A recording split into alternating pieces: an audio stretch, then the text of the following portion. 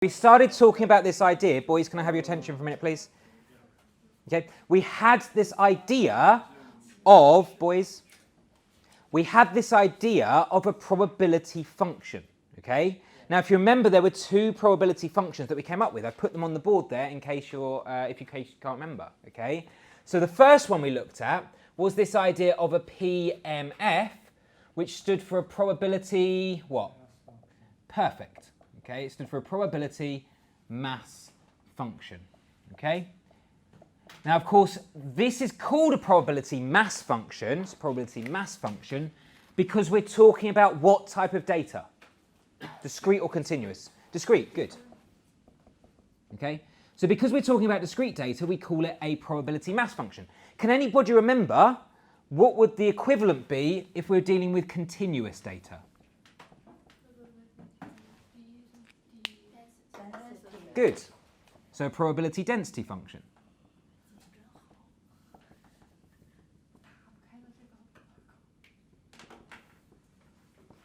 Okay. So the difference is they do exactly the same job. They do exactly the same job.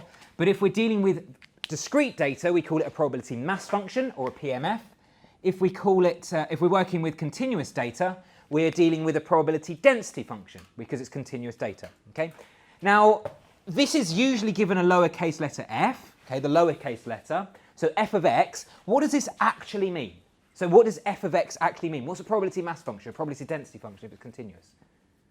What does it give you? The probability that x is equal to some outcome.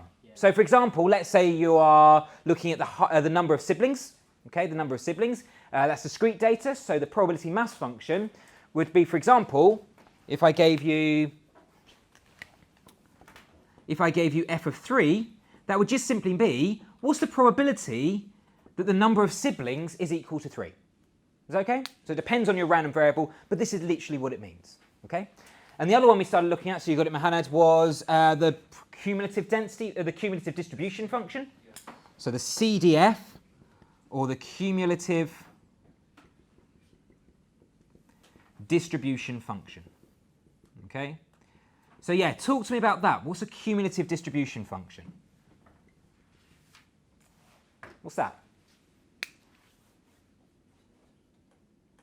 So it's given now the capital letter F. So f of x. What would that be equal to? The probability of? X smaller or equal to x.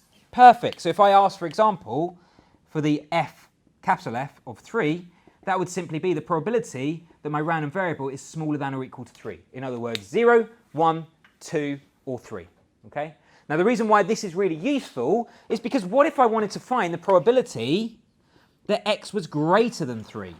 What would that be equal to? Could I use the cumulative distribution function? How? So it'd be 1 minus f of 3. Happy with that? Yes. Yeah, so you can really easily convert it. Okay? What if it was not greater than, but greater than or equal to 3? So probability that x is greater than or equal to 3. What would that now be equal to if it was discrete? 2. Yeah, perfect. Does that make sense? Yeah. Does that make sense? Yeah, because it's going to be the probability that x is less than or equal to 2. Yeah, because you want 3 or above, which means you've got to take away 1 minus if it's smaller than or equal to 2. Is that clear? Yeah, we're familiar with that? Okay. So this is kind of where we left it last lesson. Okay. Now, what I want to do today is start talking about dice. Oh, I need my dice. Yes, go on. Before we continue, the CDF, so is there a rule if it's discrete or? Yes, it is strictly speaking. So we tend to call it the cumulative distribution function, regardless of whether it's discrete or continuous. Okay, but obviously the way which you work it out will be different depending on whether it's discrete or continuous. Yeah. Yeah, exactly, because discrete is fairly straightforward. So, for example, if you wanted f of 3, it would usually be probability that x equals 0, plus probability that x equals 1, plus probability that x equals 2, plus probability that x equals 3. Okay? Obviously, if it's continuous, you'd have to be a bit more clever about how you work it out. And we will look at a case of continuous. Okay, so we will look at a case of CDF. We'll actually look at the normal distribution. You have to do it using tables. Okay? But yeah, there is a way of working it out. Okay? Now, could I ask you to open up the slides, and can I also ask you to open up Excel? Okay, 30 seconds. I want you to add together, so you should just have a total for the number of times that 1 come up, the total for the number of times that 2 came up, the total for the number of times that 3 came up, and 4 came up, and 5 came up, and 6 came up. Can I give you 30 seconds to make sure that you've got a number for each of those individual outcomes?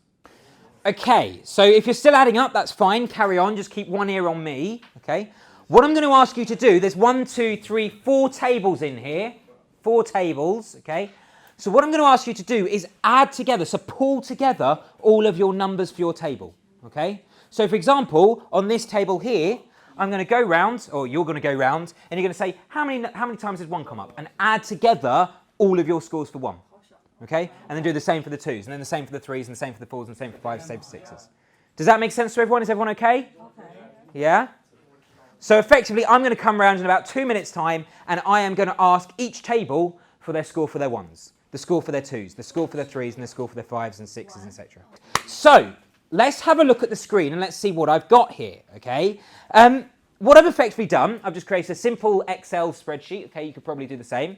Along the bottom, I've put the totals. Okay, you see that? Okay, so I put the totals, the number of times each number came up for this class. Okay, and then on the end there, that's the total number of rolls. So basically in here, 1, 2, 3, 4, 5, 6, 7, 8, 9, 10, 11, 12, 13, 14, 15 of you managed to roll the dice 1,048 times in total. That's basically all that means. Now I've used that, so I've used each of these totals to calculate the probability. Okay. So you see this bottom row is basically the probability that, according to your experiments, each side is going to come up. So each side of the dice is going to come up. Okay? So how do you think I've calculated these probabilities? Each number occurs divided by total number. Exactly. So I've just taken each of these individual totals, the total number of times 1 came up, total number of times 2 came up, 3 came up, 4 came up, etc., and divided each one of those by that total there, 1,048, to get these probabilities, okay? And then all I'm doing, because a really good technique when you're dealing with data is to visualize it, I'm just putting it into a simple plot, okay? So you can see here that I've got the outcome along the x-axis and the probability of that outcome along the y-axis. So what would we call this type of plot? It is a probability distribution, but in fact I could go slightly further than that. Would you be happy that this would be a PMF,